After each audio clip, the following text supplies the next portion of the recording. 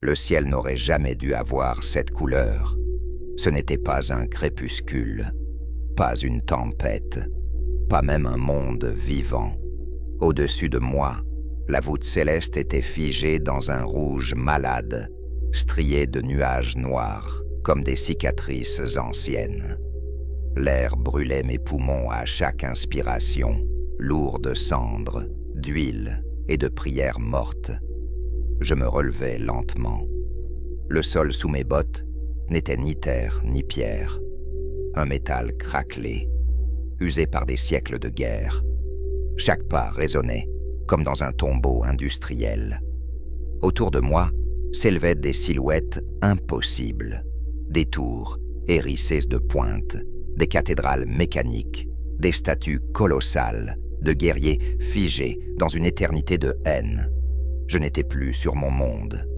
Je serrais la poignée de mon épée. Elle était là, toujours là. La lame noire reposait contre mon dos, comme une malédiction familière. Son poids me rassurait. Tant qu'elle existait, je respirais encore. Tant que je respirais, je pouvais tuer. Un grondement lointain vibra dans l'air, pas le tonnerre. Des pas, lents, synchronisés, métalliques. Je me retournai. Ils avançaient entre les ruines, rangés en formation parfaite, des hommes, ou ce qu'il en restait. Leurs corps étaient enfermés dans des armures massives, couvertes de symboles, crânes, aigles déformés, sceaux gravés dans le métal comme des cicatrices rituelles. Leurs visages disparaissaient derrière des casques sans expression, leurs yeux remplacés par des lentilles rouges qui me fixaient déjà. Des armes longues et épaisses pendaient dans leurs mains. Pas des arcs, pas des arbalètes, des instruments de mort que je n'avais jamais vus. Je sentis leur regard peser sur moi. « Contact visuel », déclara une voix déformée. Individu non identifié, classification impossible. Je restais immobile. Je connaissais ce moment, ce point précis, où le monde décidait si je devais vivre ou tuer. « Je suis pas d'ici », dis-je lentement, ma voix râpeuse se perdant dans l'air saturé. « Et je cherche pas d'ennui. » Le silence répondit, puis un ordre. « Abattez-le s'il résiste. » Les armes se levèrent. Je soupirai. Toujours pareil. La première détonation éventra l'air. Le sol explosa à mes pieds. Une chaleur violente me frappa l'épaule. Pas une flèche, pas une lame. Une force brute, conçue pour déchirer chair et métal. Je bondis en avant. Mon épée quitta mon dos dans un mouvement instinctif. Son poids me tira presque vers le sol, mais je l'acceptais, comme toujours. La lame décrivit un arc brutal. Le premier soldat fut projeté en arrière, son armure hurlant sous l'impact. Les autres ouvrirent le feu. Le monde devint bruit et feu. Je courais, je frappais, je survivais. Chaque pas m'enfonçait plus profondément dans cet enfer mécanique. Chaque coup faisait vibrer mes os. Leurs armes me blessaient, brûlaient ma chair. Mais rien n'était pire que ce que j'avais déjà enduré. Ils n'étaient pas des démons, mais ils n'étaient pas humains non plus. Au-dessus de nous, les cloches d'une cité immense commencèrent à sonner. Un chant funèbre, lourd, interminable, comme si la planète elle-même annonçait une exécution. Je compris alors. Ce monde n'était pas seulement hostile, c'était un empire bâti sur la guerre. Et moi, j'étais tombé au pire endroit possible pour un homme qui ne savait faire qu'une chose, se battre. Je n'avais pas gagné. J'avais seulement créé un espace, un souffle entre moi et la mort. Je courus à travers les ruines, l'épée traînant presque derrière moi, arrachant des étincelles au sol métallique. Derrière, leurs pas revenaient, toujours réguliers, toujours implacables. Une machine de chasse, pas une troupe. Les sirènes reprirent, plus proches, plus aigus.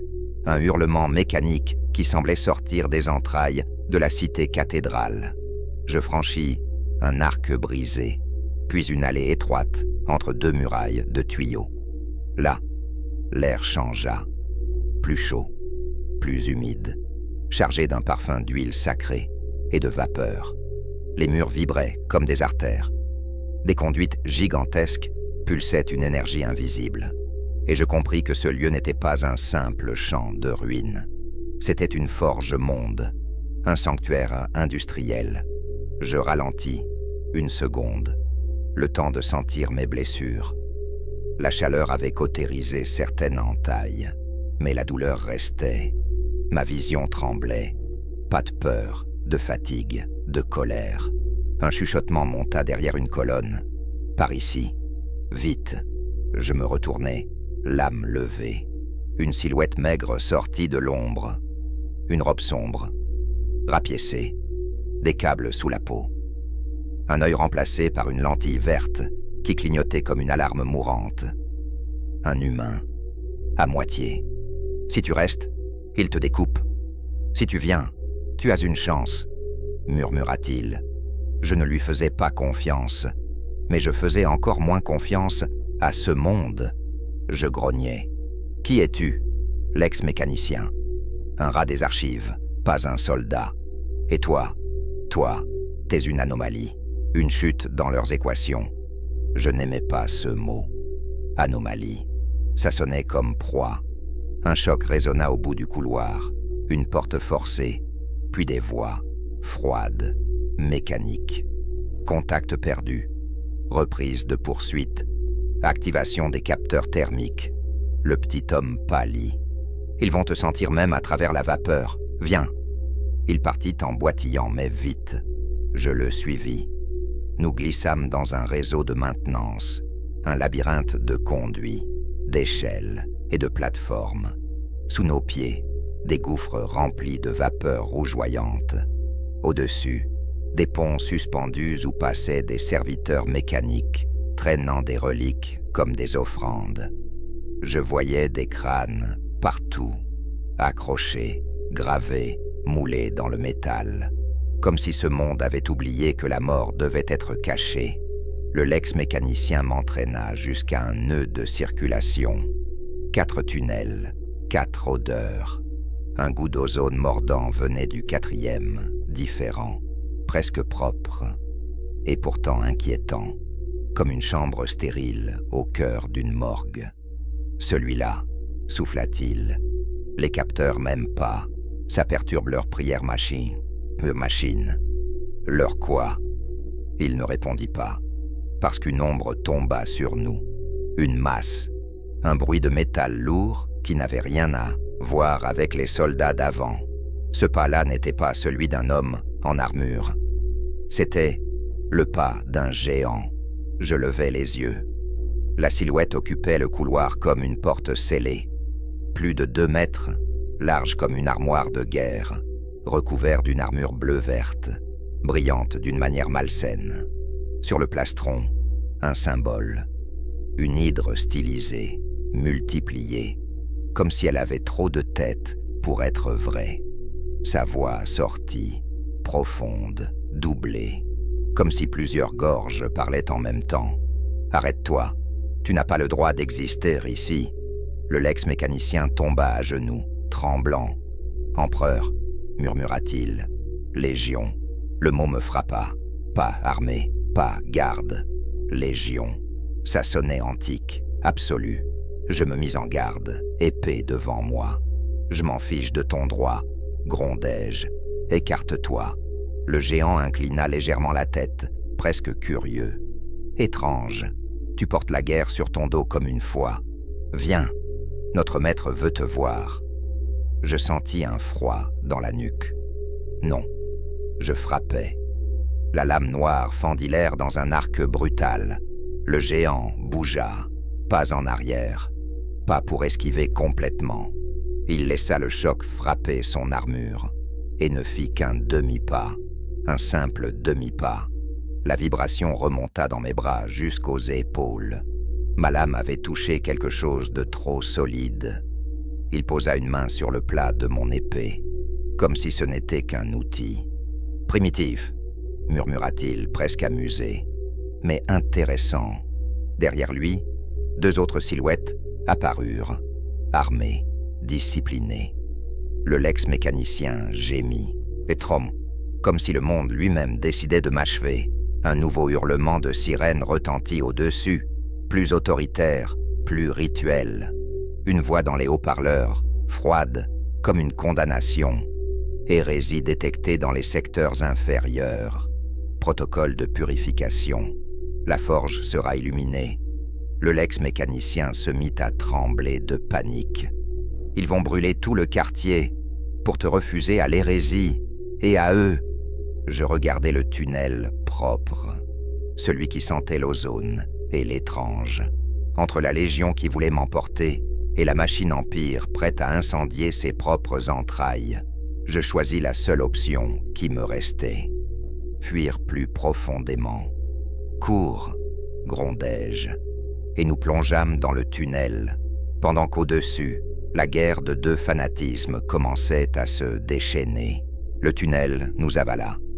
L'air y était différent, plus froid, plus sec. Chaque pas résonnait étrangement, comme si le sol hésitait à accepter notre poids. Les murs n'étaient plus couverts de crânes ni de symboles criards. Ici, le métal était lisse, gravé de lignes géométriques précises, presque rationnelles. Je sentais pourtant le danger partout, pas celui des armes levées, celui des esprits qui observent. Le Lex-mécanicien courait devant moi, haletant. Ses implants cliquetaient à chaque foulée. Cet endroit, murmura-t-il sans se retourner, peu le connaissent, moins encore y survivent. J'ai pas besoin de survivre longtemps, répondis-je, juste assez pour comprendre où je suis tombé. Il lâcha un rire nerveux. Alors tu vas mourir fou. Le tunnel déboucha sur une vaste chambre circulaire. Le plafond se perdait dans l'ombre. Des anneaux mécaniques suspendus tournaient lentement, émettant un bourdonnement grave, presque hypnotique.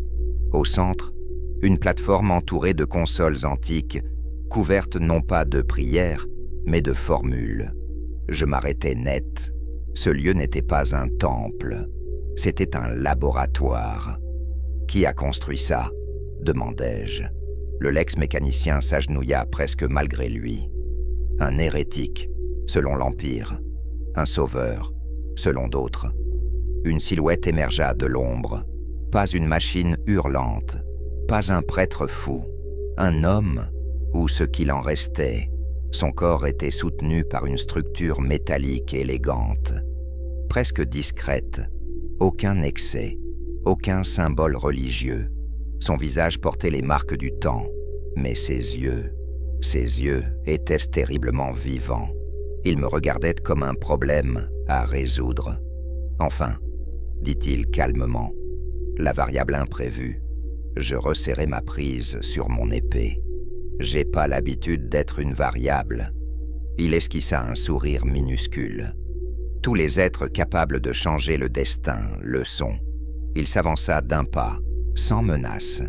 Tu n'es pas de ce continuum. Ta chair, ta rage, ton histoire, tout crie l'exil. Je grognais. Et toi, tu cries, homme qui a trop réfléchi. Le Lex-mécanicien eut un hoquet d'horreur. Silence, c'est l'Archmagos exilé. L'homme leva la main. Les titres n'ont plus d'importance ici. Il se tourna vers moi. Dis-moi, guerrier, ta souffrance t'appartient-elle encore ? Où est-elle devenue ton identité ? La question me frappa plus fort qu'un coup. Je répondis par un silence tendu. Tu combats depuis si longtemps que tu ne sais plus pourquoi, continua-t-il. Dans cet empire, il prit la guerre.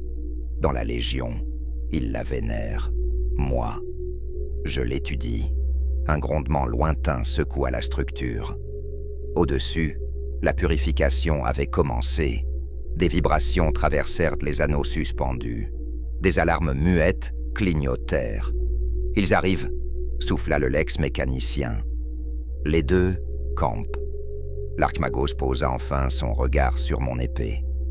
Cette lame n'est pas de ce monde, mais ce monde saura la briser. Je relevai le menton. J'ai survécu à pire que des dieux ratés et des machines hystériques. Il hocha lentement la tête. Peut-être, ou peut-être es-tu exactement ce que cette galaxie mérite. Une détonation assourdissante retentit à l'entrée de la chambre. Le métal hurla. Des silhouettes se dessinaient déjà dans la fumée, armures impériales, et d'autres, plus grandes, plus sombres. 2 fanatismes, une seule cible. Moi. L'Archmagos tourna vers une console. « Tu veux vivre ?» demanda-t-il calmement. « Alors apprends vite. » Les anneaux au-dessus de nous accélérèrent leur rotation. Je sentis quelque chose changer dans l'air.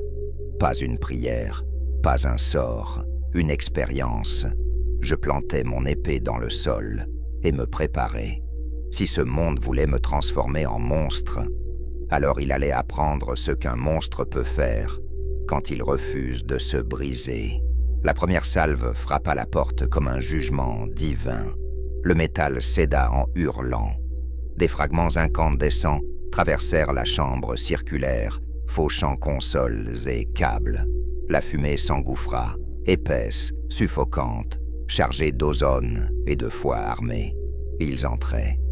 À gauche, les soldats de l'Imperium, silhouettes rigides, armures lourdes, visages dissimulés derrière des visières impassibles.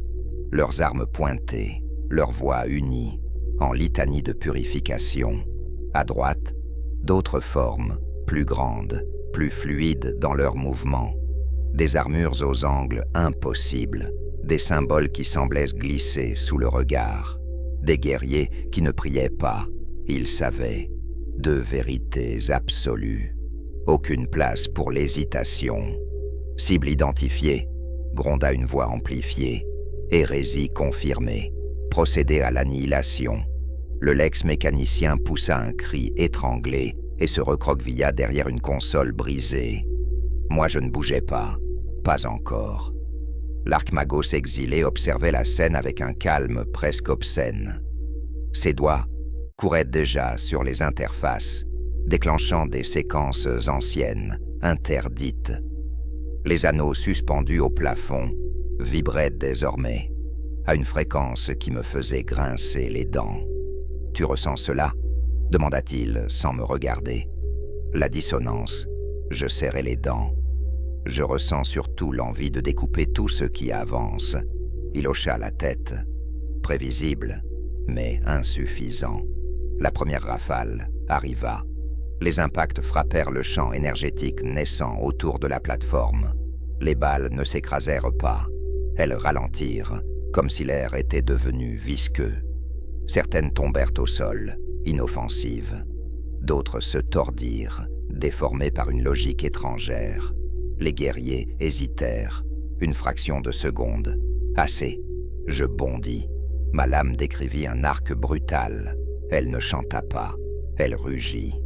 Le premier soldat impérial tomba avant même de comprendre. Je sentis la résistance de l'armure, la vibration familière dans mes bras, réel, solide, rassurant. Mais derrière lui, les autres n'étaient déjà plus là où je pensais. Une silhouette sombre apparut à ma droite, trop rapide, trop silencieuse. Je parais de justesse. Le choc remonta jusqu'à mon épaule. La force derrière l'attaque n'était pas humaine. Elle n'était pas démoniaque non plus. « Fascinant », dit une voix à travers un masque lisse. « Ta rage est pure. » Je répondis par un coup de tête. Il recula d'un pas, surpris. « Tu ne combats pas pour un dieu, » poursuivit-il, « ni pour un empire. Tu combats parce que tu refuses de plier. » Bingo, grognai-je. Autour de nous, la chambre sombrait dans le chaos. Les tirs croisés déchiraient l'air. Des corps tombaient. Le champ énergétique ondulait dangereusement. Les anneaux accéléraient encore. « Archmagos !» hurlai-je. « Ton plan, c'était quoi, exactement ?» Mourir avec style. Il leva enfin les yeux vers moi. « Te montrer ce que tu es en train de devenir. » Il activa la séquence finale. Le monde s'inversa. Je sentis quelque chose se déchirer en moi. Pas la chair, pas l'os, quelque chose de plus profond, comme si le temps hésitait à décider où me placer. Les bruits devinrent étouffés, les mouvements flous. Je voyais trop. Les trajectoires des balles, les micro-décisions dans les muscles ennemis, les intentions, avant même qu'elles ne se traduisent en actes. Ce n'est pas de la sorcellerie, cria l'Archmagos par-dessus le vacarme. C'est une résonance. Ton existence refuse ce continuum, alors il s'adapte. Mal. Je frappais. Cette fois, la lame passa avant l'attaque adverse. La silhouette sombre fut coupée net, figée dans une expression d'incrédulité. Autour de moi, le combat semblait en retard. Je respirais fort, trop fort. « Arrête !» hurla le Lex-mécanicien. « Il va se briser. » « Ou évoluer ?» corrigea l'Archmagos. Je sentis la rage monter, mais différente, plus froide, plus claire. Une rage qui observait autant qu'elle détruisait. « Je ne veux pas être ton expérience. » grondai-je. Il me regarda droit dans les yeux. « Personne ne te le demande. Cette galaxie ne demande jamais. Elle prend. » Un nouvel impact secoua la chambre. Le plafond commençait à céder. Les deux factions reculaient, désorganisées, terrifiées par ce qu'elles voyaient. Moi. Je compris alors la vérité. Je n'étais pas en train de survivre à ce monde. Je le dérangeais. Et un monde comme celui-ci ne pardonne jamais ça. Je plantai mon épée dans le sol. « Alors écoute bien, » dis-je lentement. « Je ne serai ni votre dieu, ni votre démon. » Le champ énergétique explosa dans une lumière aveuglante. « Je serai votre problème. » Quand la lumière retomba, le monde n'était plus le même, ou peut-être que c'était moi. Je respirais à genoux, une main crispée sur la poignée de mon épée enfoncée dans le sol. Le métal autour de moi était fendu, tordu, comme s'il avait été plié par une idée trop lourde pour lui. Les anneaux suspendus gisaient en fragments, encore vibrants, diffusant une lueur mourante. Le silence était absolu, pas le silence de la paix, celui de quelque chose qui vient de comprendre qu'il a fait une erreur. Les soldats impériaux s'étaient retirés, les silhouettes sombres aussi. Ils avaient fui, non par tactique, mais par instinct. Même dans une galaxie bâtie sur la guerre, il existe des limites que l'on reconnaît sans les nommer. « Tu as survécu », dit la voix de l'Archmagos. Je levai la tête. Il était toujours debout, mais son corps portait les marques du contre-coup. Des étincelles couraient le long de ses implants. Sa respiration était lente, calculée. « Ils reviendront », ajouta-t-il. « L'Imperium n'oublie jamais. Le chaos, encore moins. » « Je commence à m'en douter, » répondis-je en me relevant avec difficulté. Chaque muscle brûlait, pas comme après un combat, comme après une transformation incomplète. « Qu'est-ce que tu m'as fait ?» demandai-je. Il me regarda longuement. « Je t'ai montré ce que cette galaxie voit en toi. Une anomalie, une variable qui ne se soumet ni à la foi, ni au destin. » Je serrai les dents. J'ai déjà entendu ce discours. Ça finit toujours par « sacrifie-toi pour le bien commun ». Il secoua lentement la tête. Ici, le bien commun n'existe plus depuis 10 000 ans. Il fit signe au Lex-mécanicien de s'approcher. Le pauvre homme tremblait encore, mais ses yeux brillaient d'un mélange de terreur et de fascination. « Il y a des mondes là-dehors », poursuivit l'Archmagos. Des planètes-usines où des milliards vivent et meurent sans jamais voir le ciel. Des champs de bataille si vastes que la guerre y est devenue une saison. Il posa son regard sur moi. Et maintenant, il y a toi. Je ressentis alors quelque chose de nouveau. Pas la colère, pas la douleur, un poids. Ils vont me traquer, dis-je. Comme une arme ou une hérésie, les deux, confirma-t-il calmement. Un grondement sourd résonna au loin. Pas une explosion, un chant mécanique, des cloches. D'autres cités répondaient à l'appel. La nouvelle se répandait. Quelque chose avait eu lieu ici. « Tu peux fuir », dit l'Archmagos. « Te cacher dans les marges de l'Imperium, devenir une légende locale. Ou, il hésita, ou quoi? Ou accepter que cette galaxie ne se sauve pas, qu'elle ne peut qu'être perturbée. Je regardais ma lame. Elle était fissurée, couverte de marques nouvelles. Elle aussi avait changé. J'ai passé ma vie à refuser le destin, murmurai-je. Et voilà que je tombe dans un endroit où le destin est une industrie. Le Lex-mécanicien osa parler. Les gens, là-bas, ils prient pour un miracle.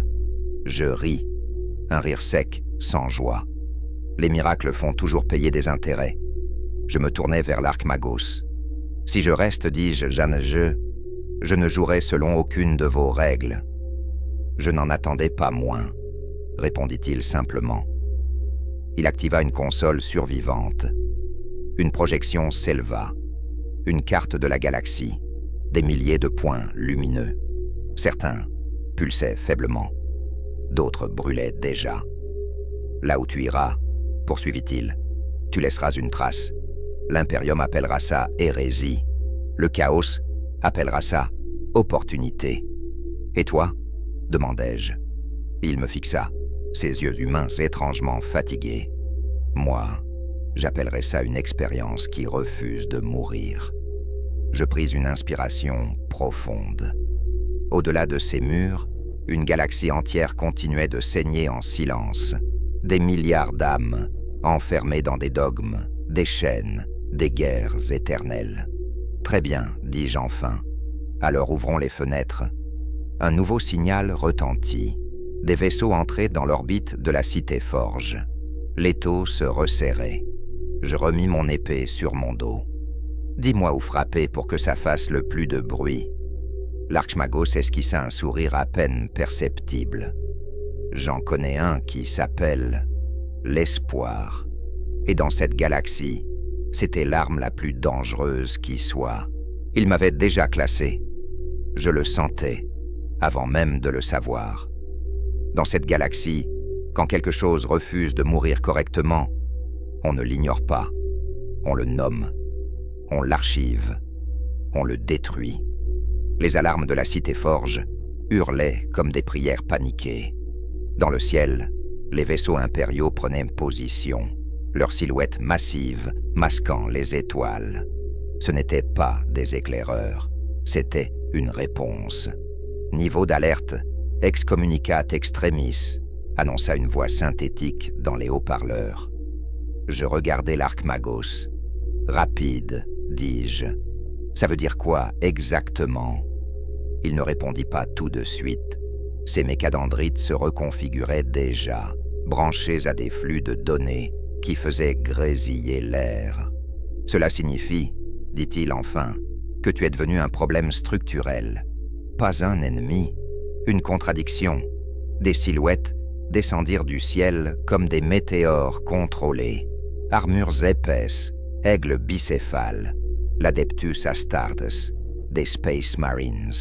Même à genoux, même blessé, je sentis quelque chose se tendre en moi. Pas de la peur, de la reconnaissance, comme deux catastrophes naturelles qui se croisent. Ils sont venus vite, murmurai-je. Plus vite que prévu, répondit l'Archmagos. Tu as fait plus de dégâts conceptuels que prévu. Le sol trembla quand ils atterrirent. Ils avancèrent en formation parfaite. Chaque pas était une certitude. Chaque respiration, une prière transformée en doctrine. Leur chef s'arrêta à quelques mètres de moi. Son casque ne portait aucun symbole personnel, juste l'impérium. « Créature », déclara-t-il, « tu es en violation de l'ordre humain, de la causalité reconnue et de la volonté impériale. Tu seras neutralisé. » Je penchai la tête. « Tu parles beaucoup pour quelqu'un qui n'a pas encore essayé. » Un murmure parcourut leur rang. Pas de colère, du calcul. Dernière chance, reprit-il. Soumets-toi. Ta mort sera rapide, ta mémoire effacée. Je jetai un coup d'œil derrière moi. La cité forge brûlait par endroits. Des ouvriers couraient, d'autres priaient. Certains regardaient simplement, les yeux vides. « Tu vois ça ?» dis-je calmement. Ils vivent dans une cage tellement ancienne qu'ils ont oublié le mot « porte ». Le Space Marine leva son arme. Feu. Le monde explosa, pas dans le bruit, dans l'impact. Je bougeais avant de penser. Mon corps savait déjà. Les éclats de métal, les ondes de choc, les tirs énergétiques. Tout ralentit autour de moi, comme si la galaxie hésitait. Je frappais, pas avec rage, avec précision. Chaque mouvement brisait quelque chose de plus grand que l'acier. Une certitude, une équation. Les Astartes étaient rapides, puissants, inflexibles. Mais ils étaient construits pour une guerre figée, pour des ennemis prévisibles. Moi, j'étais une erreur. Le sol se fendit. Des machines explosèrent. Une armure céda, puis une autre. Pas par faiblesse, par incompatibilité. Analyse. Impossible, gronda une voix vox. L'entité ne respecte aucun schéma connu. Je sentis quelque chose changer en eux. Pas la peur, le doute. Et dans l'Imperium, le doute est une infection. Un tir massif me frappa de plein fouet. Je volais contre une structure effondrée. Ma vision se troubla. Mon corps refusa un instant de répondre. Le chef des Astartes s'approcha. « Tu peux encore être utile, » dit-il. Découper, étudier, répliquer. Je ris, crachant du sang. « Voilà le problème avec vous, » dis-je faiblement. « Vous pensez que comprendre, c'est disséquer ?» Je me relevai lentement. Chaque pas faisait mal, mais je tenais encore. « L'Imperium ne tombera pas aujourd'hui, » poursuivis-je, « ni demain, mais maintenant. » Il sait. Un signal retentit, plus ancien, plus grave. Le warp vibra. Quelque chose, quelque part, venait de tourner la tête. Le Space Marine s'arrêta. « Retraite tactique », ordonna-t-il. « Ce monde est compromis. » Ils partirent comme ils étaient venus, propres, ordonnés, silencieux. Quand le silence retomba, il était différent, chargé. L'Archmagos s'approcha de moi. « Tu viens de devenir une variable galactique, » dit-il. « Ils te chasseront. D'autres tenteront de te séduire. Certains prieront pour toi, d'autres pour ta fin. » Je regardais le ciel obscurci par la guerre éternelle. « Alors qu'ils viennent ?» répondis-je. Cette galaxie avait besoin d'un problème. Je rangeais mon arme. Et je suis très doué pour ça. Le warp n'est pas un lieu. C'est une réaction. Je le compris quand le ciel se fissura sans se briser, quand les prières cessèrent d'avoir un écho, et que le silence devint plus lourd que le bruit. Je n'étais plus seulement poursuivi, j'étais attendu. Sur 3 mondes, simultanément, les augures impériaux s'affolèrent. Dans des monastères forteresses, des guerriers génétiquement sculptés se réveillèrent avec la certitude que quelque chose n'avait pas sa place. Dans des cryptes de données interdites, des intelligences antiques recalculèrent des probabilités qu'elles avaient juré de ne plus jamais ouvrir. Et dans le warp, quelque chose souriait. « Tu as déclenché une convergence », dit l'Archmagos derrière moi. Plus personne ne te voit comme une anomalie isolée. Je marchais seul désormais, au cœur d'une cité morte, entre cathédrales de métal et statues d'empereurs oubliés. Ils vont essayer de te définir, poursuivit-il. Armes, héros, prophéties. L'Imperium a besoin de noms. Je m'arrêtais. Et s'il n'y arrive pas? Mandai, il hésita, une vraie hésitation, rare. Alors ils tenteront de te supprimer du récit. Le ciel s'ouvrit, pas comme une porte, comme une cicatrice. Des silhouettes descendirent, non pas en armure rituelle, mais enveloppées d'ombres impossibles, aux contours mouvants, défiant la géométrie. Elles ne criaient pas, elles observaient. « Ceux-là ne viennent pas pour ton corps », murmura l'Archmagos. « Ils veulent ta volonté. » Une voix résonna douce, persuasive, ancienne. « Tu n'es pas une erreur. Tu es une possibilité refusée. » Je sentis la pression, pas sur mes muscles, sur mes choix passés, chaque décision, chaque refus de mourir, chaque pas en avant. Cette galaxie est figée, poursuivit la voix. L'Imperium pourrit lentement. Nous pouvons te donner un rôle, une place, une éternité. Je fermais les yeux. Je vis des milliards d'êtres humains enfermés dans une survie sans avenir. Je vis des machines, adorées parce que la compréhension faisait peur. Je vis des dieux nourris par la stagnation. Quand j'ouvris les yeux, ma réponse était déjà là. « Vous êtes tous pareils », dis-je calmement. « L'Imperium veut me cataloguer. Vous voulez m'utiliser ?» Je levai la main, non pas comme une menace, mais comme un refus. Moi, je choisis autre chose. La pression explosa, pas en énergie, en rupture. Les entités reculèrent, pas blessées, surprises. « Tu ne peux pas gagner », dit la voix, moins assurée. « Tu es seul. » Je souris. « Faux. Je suis imprévisible. » Je frappais le sol, pas pour détruire, pour rompre. La réalité se plia un instant, juste assez pour briser la convergence. Les ombres se dissipèrent, aspirées par leur propre contradiction. Le ciel se referma. Quand le calme revint, il était définitif. L'Archmagos me regardait comme on regarde une équation impossible qui fonctionne. « Tu viens de refuser le warp sans le combattre, » dit-il. « Tu l'as rendu inutile. » Je regardais l'horizon. « Cette galaxie est construite sur la peur de comprendre, » répondis-je. « Moi, je ne suis ni un dieu, ni un sauveur. » Je me retournai vers lui. « Je suis un rappel. » Des semaines plus tard, les archives impériales changèrent subtilement. Certaines données disparurent, d'autres furent classées incohérentes. Des témoins furent transférés, des mondes déclarés irrécupérables. Mais les rumeurs restèrent. On parlait d'un être qui ne pouvait être catalogué, d'un survivant que ni la foi, ni la machine, ni le warp ne pouvaient posséder, d'un problème qui marchait encore. Dans une galaxie figée par la peur, le plus grand danger n'était pas la destruction, c'était l'idée qu'un autre chemin existe.